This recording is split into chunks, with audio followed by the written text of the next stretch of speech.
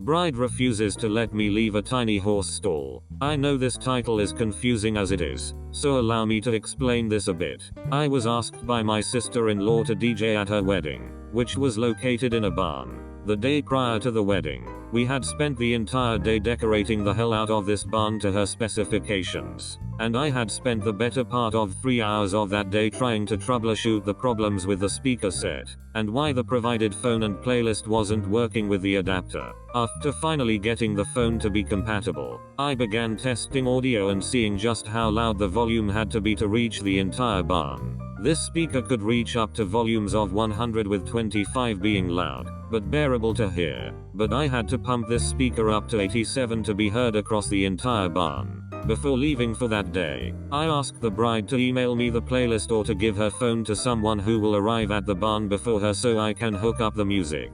The day of the wedding, I arrived 30 minutes early as discussed and she didn't leave her phone with anyone or email me the music.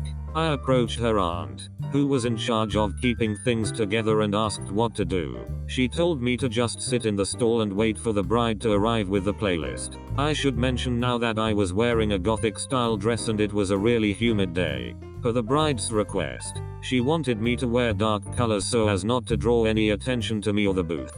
I didn't contest this, so I began configuring the speakers to be ready to play the music once she arrived and handed me the phone.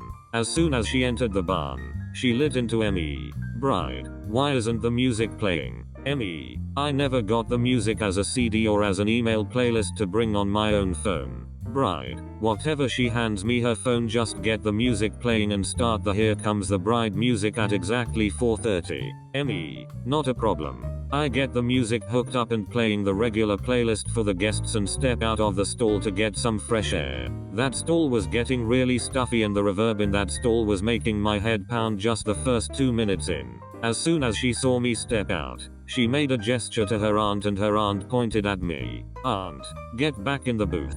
ME, huh? The music is set to loop. I don't need to be in there until 4:30. It's only 4:17. Aunt, bride wants you to stay in the booth. Stay in the booth.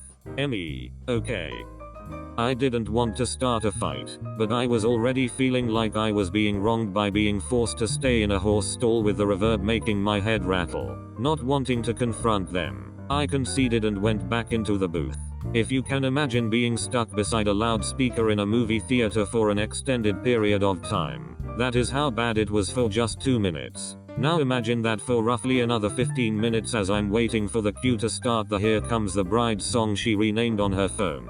At 4:30 I start the song, and she starts walking down the aisle. Once I start tuning it down for them to start the ceremony, I step out of the stall to watch the ceremony, only to be shoved back into the booth by the aunt and told, quite sternly, not to leave the stall. So, I sit there, unable to time when to play the walking away song until the aunt starts flailing her limbs, which I took as a signal. Once the newlyweds have left the aisle, I shift the playlist back to the waiting list and move to step out, only to be shoved back in, again. This time by the bride. Bride, are you trying to ruin my wedding? ME, number. I just can't be expected to stay in this booth the entire time.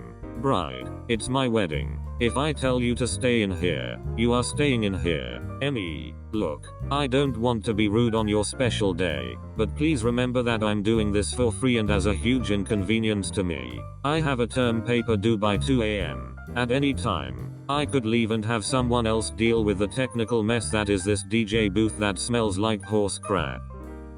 The bride stormed off, crying, and tried to tell her father, my stepdad, that I was ruining her wedding. He mostly took it with a grain of salt and just continued to mingle with the rest of the guests. About 2 hours passed by and my mom entered the booth.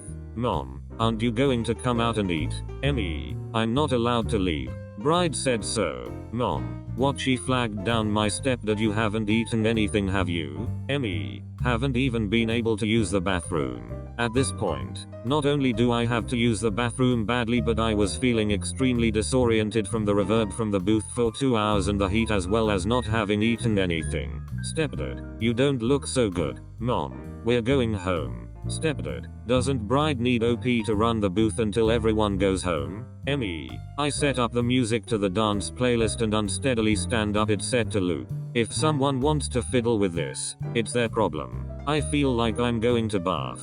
As we're leaving, the bride starts to berate me for leaving the booth again when my mom and stepdad looked at her for a moment and simply said we're going home.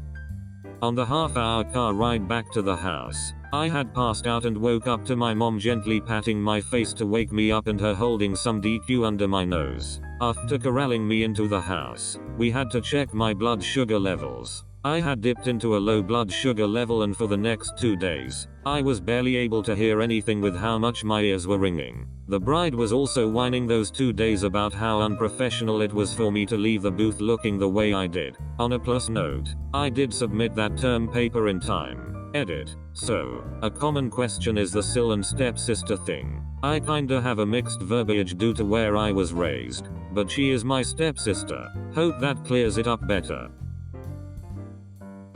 Goddamn. Who pissed in that C's cornflakes? I wouldn't have let it get to the point when the bride shoved OP back in if it were me. I would have just unplugged the entire setup and tossed the phone to the aunt. She never really liked me. Still doesn't. She feels that her dad respects me more than her. I believe his respect towards me has something to do with the fact that we live in the same house and I respect his space.